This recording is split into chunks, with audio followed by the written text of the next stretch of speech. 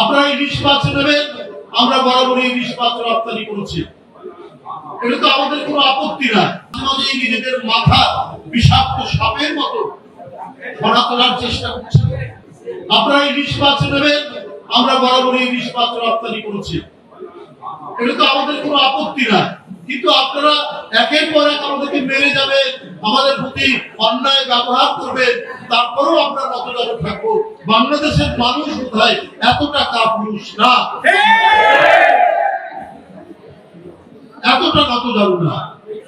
তারা নিজের সত্তা, নিজের স্বাধীনতা, নিজের সার্বভৌমত্বের প্রতি তারা কঠিন ভাবে বিশ্বাসী এবং নিজের দেশকে কারো কাছে নতজানু হতে দিতে চায় না। 54টা নদীর পানি একতরফা ভাবে আপনার যখন ইচ্ছা বন্ধ করবে, আবার আপনার দিকে বৃষ্টি হলে আপনি আগাম কোনো পূর্বাভাস না দিয়ে হঠাৎ করে ছেড়ে দিবে, আর 1-2 দিনের মধ্যে আমাদের একটি বিশাল অঞ্চল প্লাবিত হয়ে গরু, বাছুর, মানুষ সব ভেসে যাবে। তারপরেও আপনাদের কাছে আমাদের নতজানু হয়ে থাকবে, এর বিরুদ্ধে কিছু কথা বলা হবে।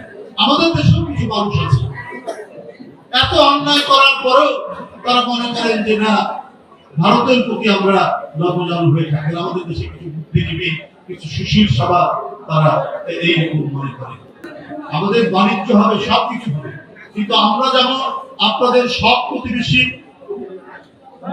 আপনাদেরকেও আমাদের সব প্রতিবেশী হিসেবে আমাদের স্বাধীনতা, আমাদের সার্বভৌমত্ব, আমাদের মানচিত্র, এর প্রতি আপনাদের রেসপেক্ট, আপনাদের সম্মান রাখতে হবে।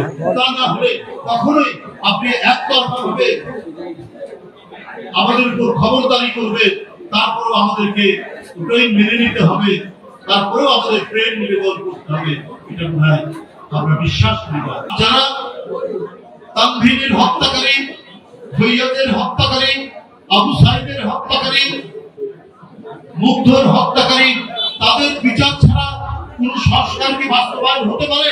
এটা তো হতে পারে না। তো সেই বিচারের কি হলো?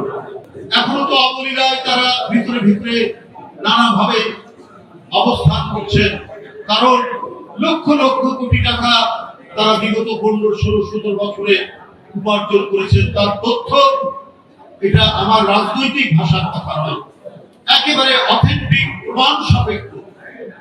কত লক্ষ কোটি টাকা ঋণ পেয়েছেন, কত লক্ষ কোটি টাকা বিদেশে পাচার করেছেন।